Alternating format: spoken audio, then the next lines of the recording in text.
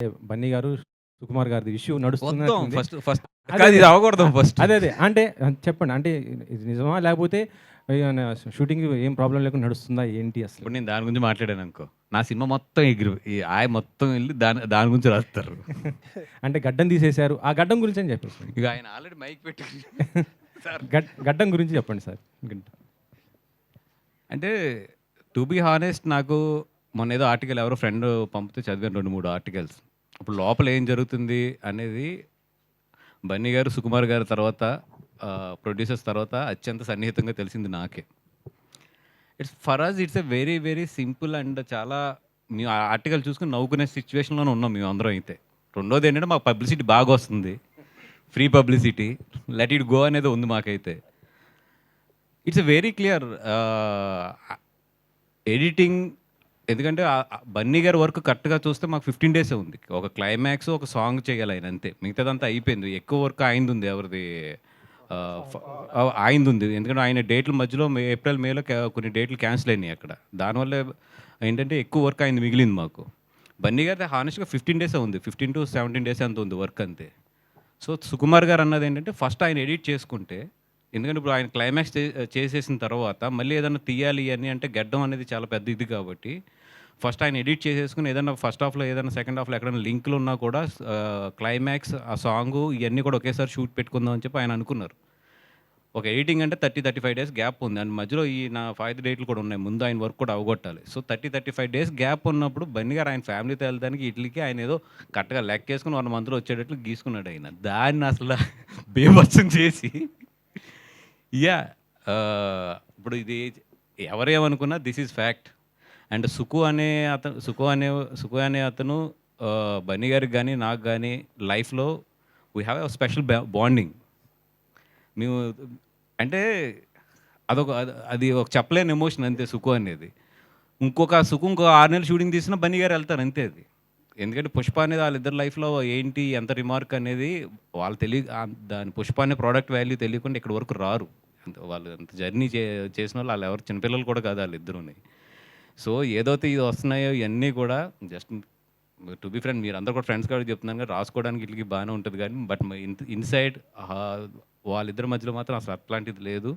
And వాళ్ళ పనుల్లో ఉన్నారు. అండ్ షూటింగ్ కూడా నాకు తెలిసి ఒక పార్ట్ అంటే ఈ ఆగస్ట్ మంత్ ఎండ్‌నో లేతే ఆగస్ట్ ఫస్ట్ వీక్‌లోనే ఎప్పుడో స్టార్ట్ అయిపోతుంది కూడా ఒక షెడ్యూల్.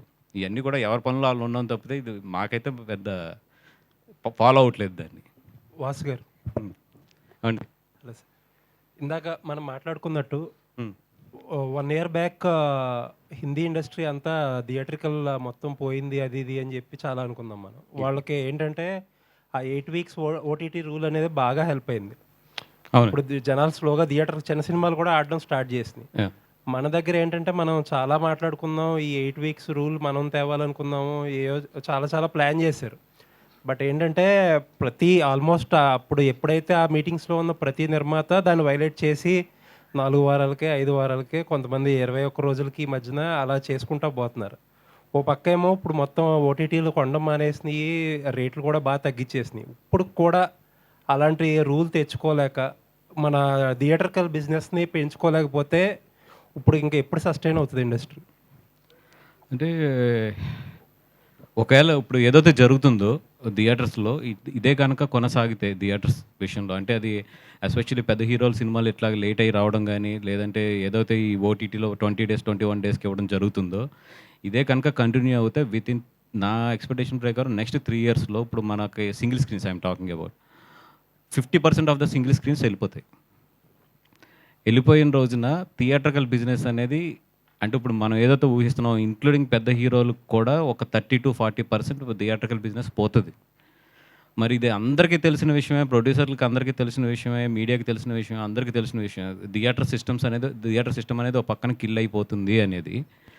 దీన్ని కరెక్ట్ చేయడానికి ఆల్రెడీ హిందీ ఇండస్ట్రీ కరెక్ట్ చేసుకుంది. మలయాళం ఇండస్ట్రీ చాలా బాగా కరెక్ట్ చేసుకుంది. మరి తెలుగు ఇండస్ట్రీ ఇంత పెద్ద ఇండస్ట్రీ అందరూ మాట్లాడుకుంటున్నారు గానీ, ఎవరు ఎదరకొచ్చి దీన్ని కరెక్ట్ చేద్దాం అనేది మాత్రం జరగట్లేదు. ఈవెన్ మొన్న పవన్ కళ్యాణ్ గారు మీటింగ్‌లో అందరూ కూర్చున్నప్పుడు కూడా ఆయన పవన్ కళ్యాణ్ గారు రాకముందు ప్రొడ్యూసర్స్ అందరూ డిస్కస్ చేసుకొని మనం అందరూ కూడా ఒక అడుగేయాలి.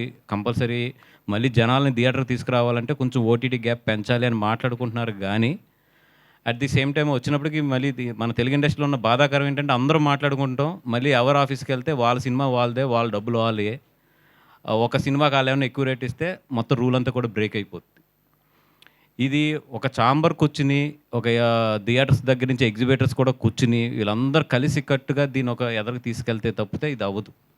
అంటే నేను గవర్నమెంట్కి సజెస్ట్ చేసేది ఏంటంటే, యాక్చువల్ ఫ్రాన్స్లో జరిగింది ఇప్పుడు నేను చెప్పబోయేది. ఫ్రాన్స్లో ఏంటంటే 180 డేసు 100 డేస్ 120 డేస్ ఉంటుంది మినిమం. ఇది థియేటర్స్లో ఆడిన తర్వాతే ఇది ఓటీటీకి కానీ శాటిలైట్కి కానీ వెళ్ళాలనేది. వాళ్ళు ఎందుకు పెట్టారంటే అక్కడ ఉన్న థియేటర్ సిస్టమ్ చచ్చిపోతుంది, థియేటర్ కల్చర్ అనేది చచ్చిపోతుంది, దానివల్ల ఎంప్లాయ్మెంట్ చాలా పోతుంది రేపొద్దున అని చెప్పి ఫ్రాన్స్ గవర్నమెంట్ అది ఇంప్లిమెంట్ చేసింది. అట్లాగైతేనే వాళ్ళు ఇచ్చిన రేట్ బెనిఫిట్ కూడా అప్లై అవుతుందని చెప్పి అక్కడ కండిషన్ ఉంది. వాళ్ళు ఏదైతే థియేటర్స్కి రేట్స్ ఇస్తారో అట్లాంటిది ఏదైనా సిస్టమ్ కనుక మన గవర్నమెంట్ తీసుకొచ్చి ఇన్ని రోజులు కంపల్సరీ థియేటర్లో ఆడాలి, దాని తర్వాత నుంచే అదైతేనే రేట్స్ బెనిఫిట్ ఉంటుంది అని ఇలాంటి సిస్టమ్ ఏదైనా తీసుకొస్తే తప్పితే ఇక్కడ కరెక్ట్ చేయడం చాలా కష్టం ఇక్కడ.